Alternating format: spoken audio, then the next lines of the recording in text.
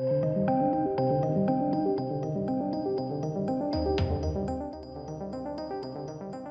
welcome ladies and gents. Halloween Ends. What an absolute crap show of a film. This truly was atrocious.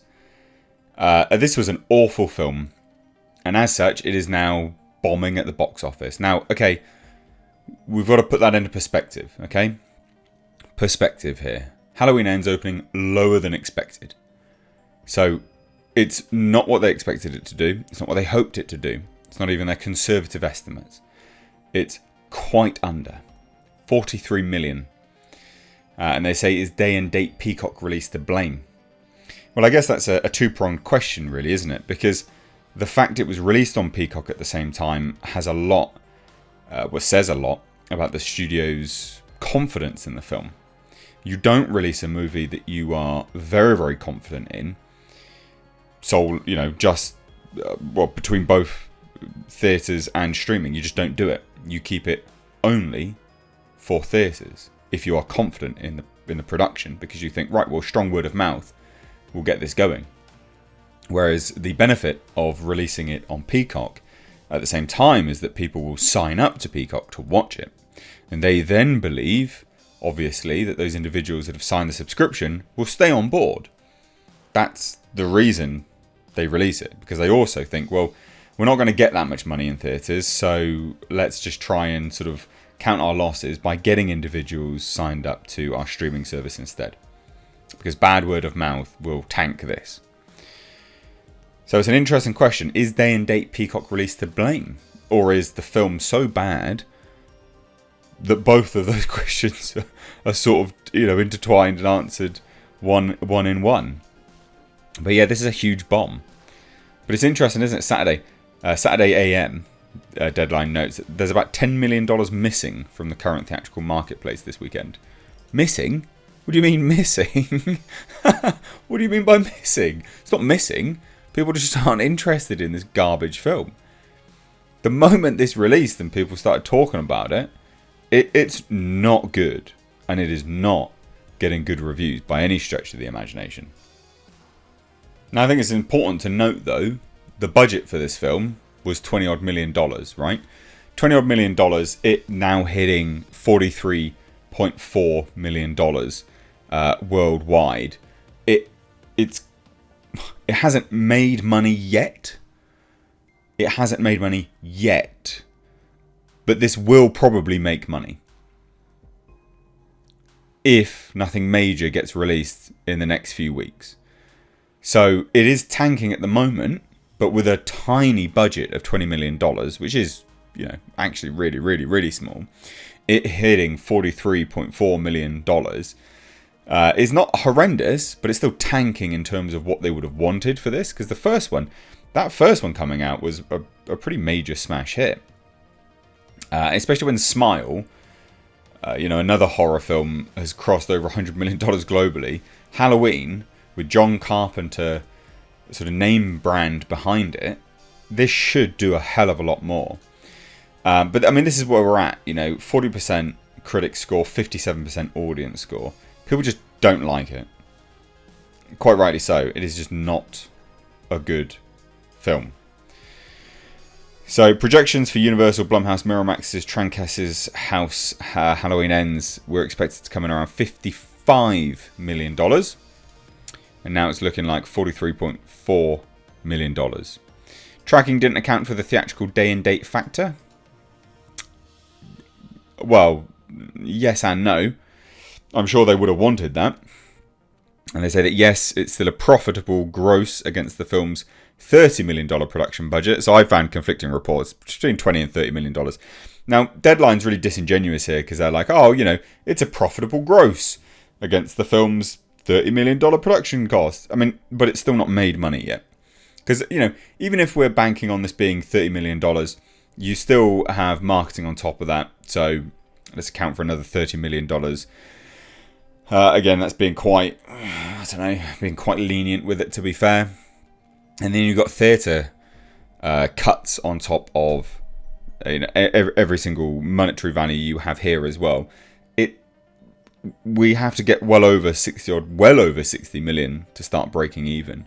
Well into, you're looking at probably 80 to 90 odd million dollars to start breaking even here. So they're nowhere near that. Nowhere near that. But they say here, Universal's theatrical distribution and its date execution and the studio's marketing aren't to blame here.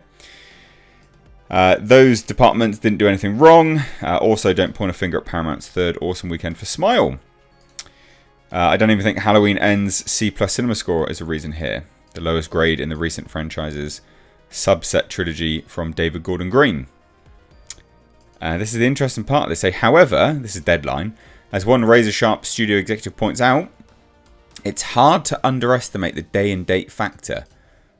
Clearly, despite the fact that Peacock, on which Halloween Ends is also available, is in 15 million paid subscriber homes, a low number next to the competition.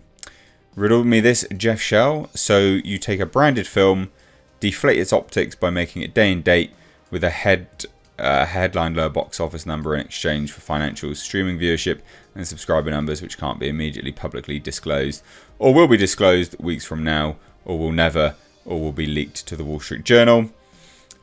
All of this is completely overlooking the fact that it's just not very good.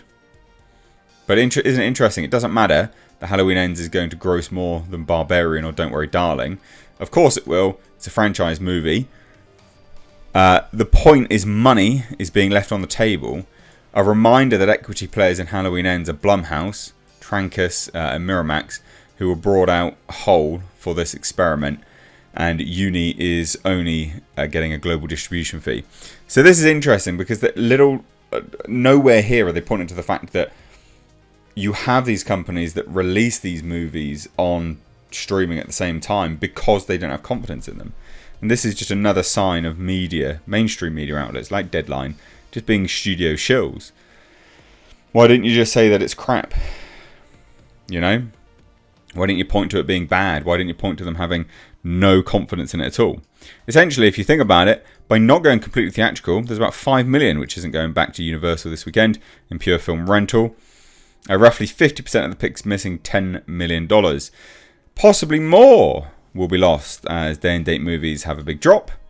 Well, yeah, mainly because the word of mouth gets around quicker. Halloween Kills, in regards to its $49.4 million opening, generated... So this is the thing, Halloween Kills had $49.4 million opening. I mean, that's madness. But that only took... Did that only take, $92 million? That's not very good, is it? That's crazy to think that's what they would have wanted. That's madness. But they do know, I will give them this, they do say, well, how do you celebrate Halloween Ends as a win? Certainly not in viewership. Certainly not in quality either. Certainly not in quality. Certainly not. Because goodness me, was it bad. Super, super bad. And it's interesting here, they say, other diagnostics on Halloween Ends, the third Green-directed pick in the series, has now matched its predecessor, Halloween Kills, in regards to its Rotten Tomatoes critical score of 49%. Audiences aren't that far from disagreeing with reviewers at 57% on Rotten Tomatoes. Big diversity turnout here. And they, why? Who cares? The breakdown of who's watching this film. Most people don't like it. That's the point. So look, it's not doing very well. Will this make money? It will probably make a little bit of money. We're talking like proper chump change for Universal here, like actual chump change. Really, really, really bad. Not good money. Because yeah, 20 to 30 odd million. I mean, it's not broken even yet. But is day and date Peacock release to blame? Yes and no.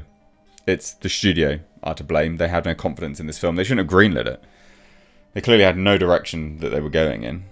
Because they've just flip-flopped all. This was just such a bad film. Goodness me. I'm still stunned that this was approved. And David Gordon Green is now doing The Exorcist as well, by the way. Just as an FYI. So we've got him to look forward to now doing more crap. And he was also attached to the Hellraiser HBO series. A TV series. So, yeah, not the Messiah. A very naughty boy.